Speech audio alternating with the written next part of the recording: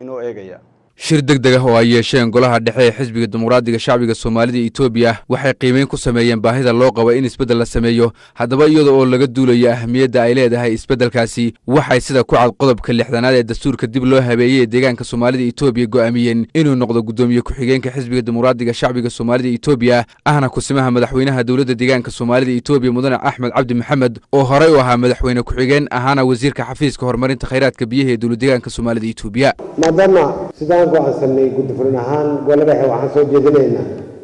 maadaama madaxweyne xilkan ku wareegnay xilkiisii inuu Axmed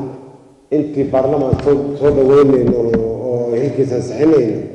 inuu madaxweyne noqdo loo wado ahna gudoomiye ku xigeen xisbiga noqdo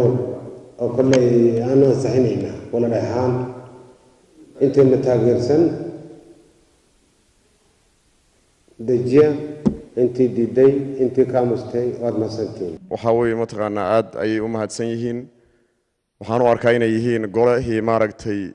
badbaadin lahaa shacabkeena golihii maxaan ku raday waqtiga ay haystaan sidii loogu talagalay horeyna uga faa'iideysan jiray haddana uga faa'iideystay waxa weeye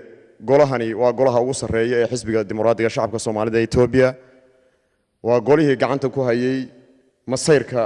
shacabka dawladda deegaanka Soomaalida Itoobiya waa golihii waxa weeye go'aamada noocan waxa weeye ay ka fuli jireen iyadoo ay taasisaa tahay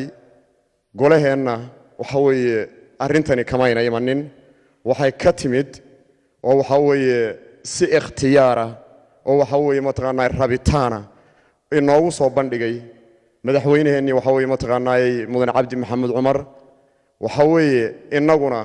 inagoo eegayna duruufaha iyo xaaladda taagan ayaan ka aqbalay waxa weeye salaamawi siltaan shigigir ama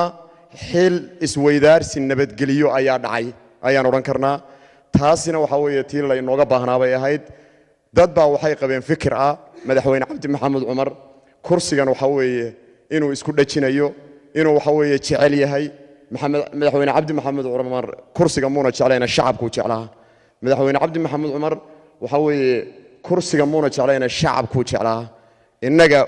inaga insaydara dadka sida tooska dabeecadiisa iyo xaaladiisa u og waa inaga marka maxaa la inooga baahan yahay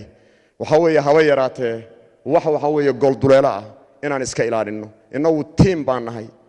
baan nahay systemkeeni wax isbedeli kuma imanin